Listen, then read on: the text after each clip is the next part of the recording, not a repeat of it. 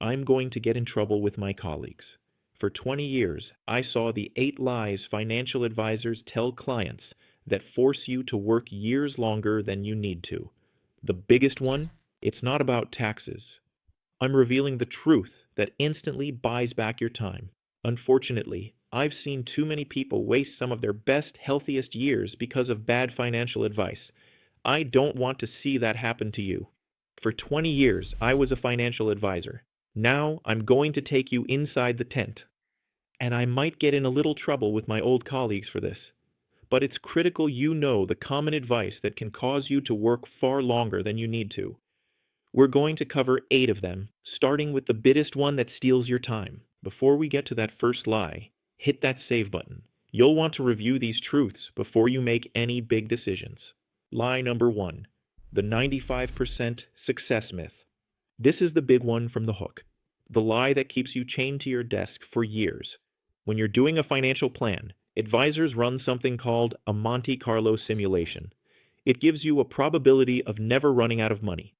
The gold standard for most advisors is a 95%, 97%, or even 99% likelihood of success. As an advisor, I wanted my clients to have that too. The lie is that you need this near perfect score, but there is a massive hidden cost to get it.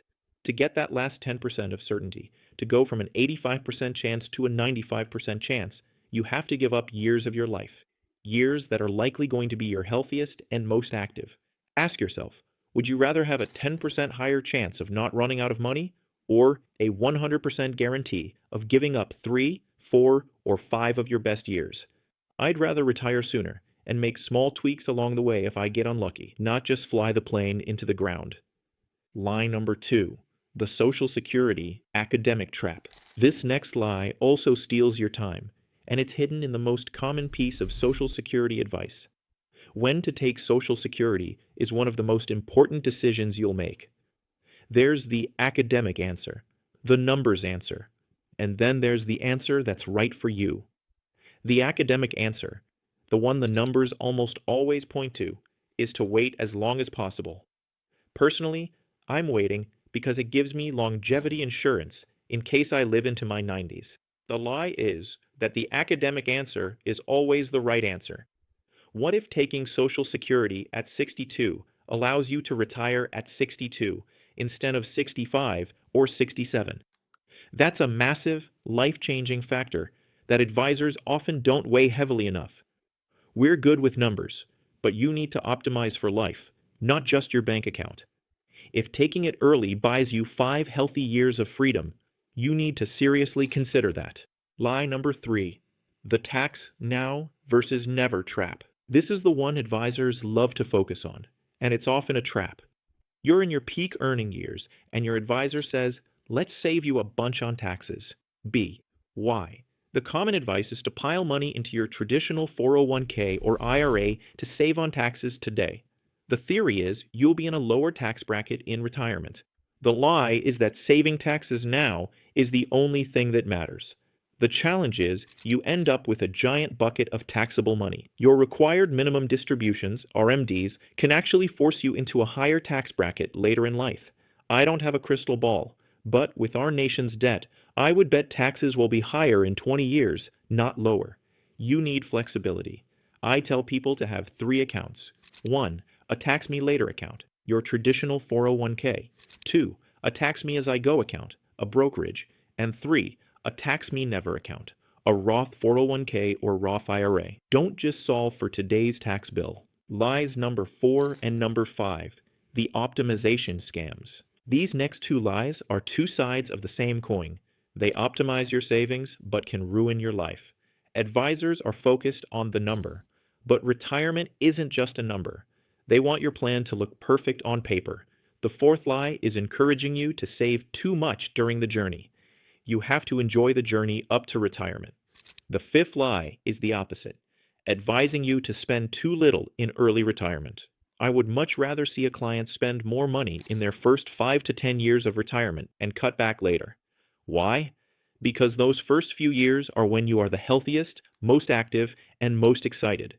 You have to optimize for those go-go years. We've covered the numbers. Now we're getting into the emotional traps. Hit that save button so you can remember what to do when you feel the panic.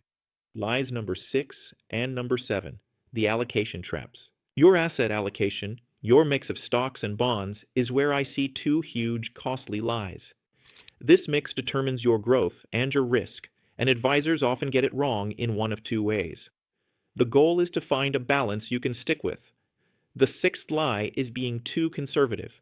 An advisor won't get fired for this, but your portfolio won't grow enough to support you. The seventh lie is being too aggressive. Once you're no longer adding new money from a paycheck, the pain of a market crash feels 10 times worse. That feeling of worry ratchets up and becomes its evil cousin, angst. It puts a knot in your stomach. You can't sleep, and you become a forced seller. Not because you need the money, but because you just want the pain to stop. Lie number 8, the advisor's real job. And that brings me to the eighth and final lie, which is really about the advisor's true job. One of the most valuable things an advisor can do is be there when the journey is difficult. When the market is crashing, every fiber in your body is screaming, "Sell now." The lie is that their job is to cave to your fear. A bad advisor will say, "Okay, you're worried. Let's sell everything and move you to nice, secure bonds." A good advisor earns their fee in that exact moment. Their real job is to be your behavioral coach. They stand between you and the panic button. Oftentimes, when you have that overwhelming urge to sell, that's a sign you might be near the bottom. Their job is to stop you from making the biggest financial mistake of your life. So I've taken you inside the tent. I hope my colleagues don't roast me over the coals for this, but it's critical to know. The goal isn't just to optimize your bank account, it's to optimize your life. Now that you know the 8 lies to avoid, the YouTube algorithm, the YouTube AI, thinks this is the best video for you to watch next.